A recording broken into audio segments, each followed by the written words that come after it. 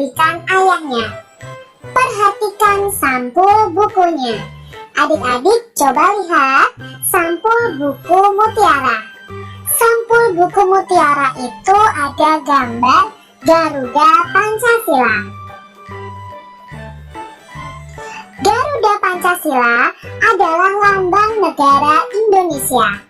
Burung Garuda itu besar, gagah, dan perkasa. Lihatlah perisainya. Perisai itu memuat simbol dari sila-sila pada Pancasila. Nah, dalam perisai ini ada 5 gambar yang akan kita pelajari bersama-sama.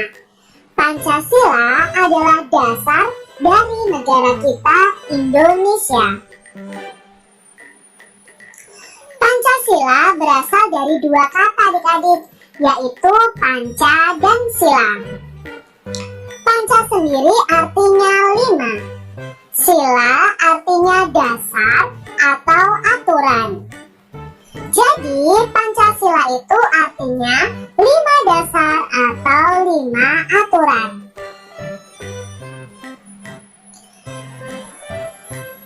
Kelima, sila Pancasila itu memiliki simbol dan bunyi yang berbeda-beda. Sila pertama itu simbolnya adalah bintang. Bunyinya ketuhanan yang Maha Esa. Coba perhatikan gambar bintangnya dan backgroundnya. Gambar bintangnya itu berwarna kuning, backgroundnya hitam. Lalu sila kedua itu simbol atau lambangnya adalah rantai. Bunyinya kemanusiaan yang adil dan beradab. Yang ketiga adalah Persatuan Indonesia yang simbolnya adalah pohon beringin. Sila keempat dilambangkan atau disimbolkan dengan kepala banteng. Bunyinya kerakyatan yang dipimpin oleh hikmat kebijaksanaan dalam permusyawaratan perwakilan. Sila kelima dilambangkan padi dan kapas. Bunyinya keadilan sosial bagi seluruh rakyat Indonesia. Ini adalah simbol sila pertama, ya, perhatikan simbol sila pertama. Lalu ini simbol sila kedua, yaitu rantai emas. Yang ketiga adalah simbolnya pohon beringin, ya, sila ketiga. Sila keempat simbolnya kepala banteng. Sila kelima simbolnya padi dan kapas. Contoh penerapan sila pertama Pancasila. Sila pertama Pancasila berbunyi ketuhanan yang Maha Esa. Berarti di sini berhubungan dengan setiap kegiatan agama yang kita lakukan. Nah, contoh penerapannya adalah ini adik-adik. Kita beribadah dan berdoa sesuai agama kita masing-masing. Lihat gambar pertama, itu adalah cara berdoa untuk umat agama Islam. Lalu gambar yang kedua dan ketiga ini adalah cara berdoa dan beribadah umat agama Kristen dan Katolik. Lalu yang keempat nih adik-adik, ini adalah cara beribadah atau berdoanya umat agama Hindu. Yang gambar nomor 5 adalah cara beribadah atau berdoanya umat agama Buddha. Dan gambar yang keenam adalah cara berdoa atau beribadahnya untuk kepercayaan Konghucu. Di Indonesia ada 6 agama yang diakui, yaitu Islam, Kristen, Katolik, Hindu, Buddha, dan Konghucu. Contoh sila pertama yang bisa kita lakukan atau kita terapkan di rumah masing-masing adalah beribadah bersama keluarga, berdoa bersama keluarga, berdoa sebelum makan, berdoa sebelum tidur, berdoa sebelum belajar, dan lain-lain. Saat berdoa adik-adik dan beribadah, kita harus bersungguh-sungguh karena kita itu berdoa kepada Tuhan. Jadi adik-adik harus sungguh-sungguh saat berdoa. Di bawah ini adalah lambang sila kedua Pancasila yang bunyinya kemanusiaan yang adil dan beradab. Contoh penerapan sila kedua Pancasila di rumah adalah membantu adik belajar membaca.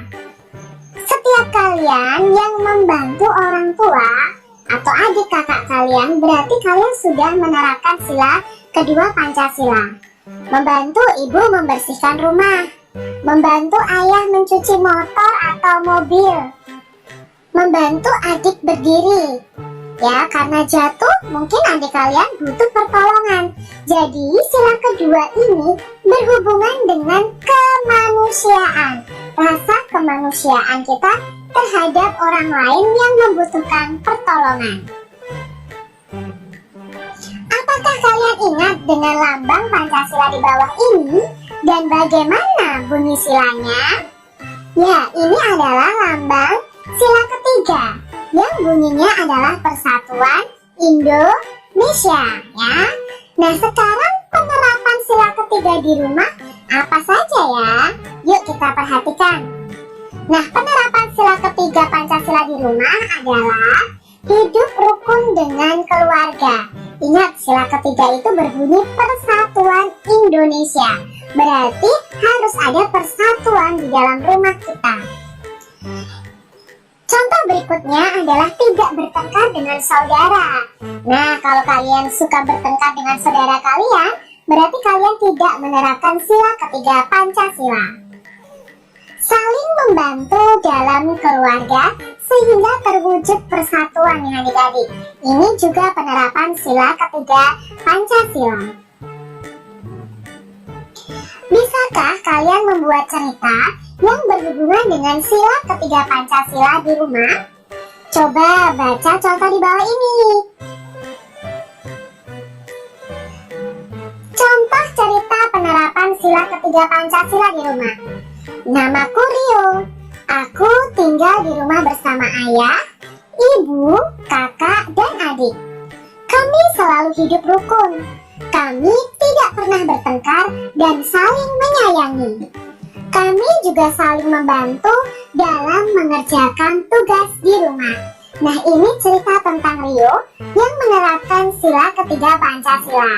Coba adik-adik buat cerita kalian yang kalian pernah lakukan yang menerapkan sila Pancasila. Boleh sila pertama, kedua, atau ketiga. Musyawarah merupakan penerapan atau pengamalan sila keempat Pancasila. Nah, musyawarah ini artinya adalah membicarakan suatu masalah bersama-sama adik-adik. Jadi ketika ada suatu masalah, bisa kita bicarakan bersama-sama untuk mencari solusi atau jalan keluarnya adik-adik. Sampai Kak Citra salah ya bicaranya. Masih ingatkah kalian lambang sila keempat dan bunyinya? Ya, lambang sila keempat adalah kepala banteng. Bunyinya adalah kerakyatan yang dipimpin oleh hikmat kebijaksanaan dalam permusyawaratan perwakilan. Jadi setiap masalah lebih baik diselesaikan dengan cara musyawarah. Contoh penerapan sila keempat Pancasila di rumah adalah: pertama, menghargai atau menghormati pendapat orang lain. Ketika kalian bermusyawarah, mungkin kalian akan berbeda pendapat dengan orang lain. Contoh, dalam keluarga kalian bermusyawarah akan pergi bertamasya bersama atau piknik bersama. Lalu kalian usul ingin pergi ke pantai. Mungkin kakak atau adik kalian usul ingin pergi ke kebun binatang. Itu namanya perbedaan pendapat. Lalu apakah perbedaan pendapat itu bisa menjadi pertengkaran adik-adik? Jangan adik-adik, kita harus menghormati dan menghargai pendapat orang lain yang mungkin berbeda dengan kita. Tidak memaksakan kehendak. Kalian tidak boleh memaksakan kehendak kalian saat bermusyawarah. Contoh, kalian ingin pergi ke pantai. Kakak atau adik kalian ingin pergi ke kebun binatang. Lalu kalian memaksa kakak atau adik kalian untuk memilih ke pantai. Itu tidak boleh adik-adik. Jadi dalam sila keempat ini kita tidak boleh memaksakan kehendak saat bermusyawarah. Menyelesaikan masalah keluarga dengan diskusi atau musyawarah tadi. Nah, ini juga penerapan sila keempat Pancasila di rumah. Musyawarah menentukan tempat wisata keluarga. Nah, ini bermusyawarah bersama juga penerapan sila keempat. Musyawarah menentukan sekolah anak. Nah, nanti mungkin kalian akan meneruskan ke SMP mana. Kalian bisa bermusyawarah dengan keluarga kalian. Sila kelima simbolnya adalah padi dan kapas. Bunyinya keadilan sosial bagi seluruh rakyat Indonesia. Contoh penerapan sila kelima Pancasila di rumah adalah: yang pertama, pandai membagi waktu untuk belajar dan bermain. Nah, adik-adik harus bisa membedakan waktu, membagi waktu untuk belajar dan bermain. Kalau waktunya kalian belajar, ya kalian harus belajar, tidak malah bermain adik-adik ya. Harus serius. Ketika waktunya sekolah, ya kalian harus sekolah. Contoh penerapan sila kelima yang lain adalah rajin menabung. Nah, adik-adik, siapa nih yang rajin menabung di rumah masing-masing? Lalu contoh berikutnya adalah bergotong royong membersihkan rumah. Ini juga penerapan sila kelima. Nah, saat kalian bergotong royong atau bekerja bakti, bagilah tugas secara adil. Itu tadi penerapan sila kelima Pancasila di rumah kita masing-masing.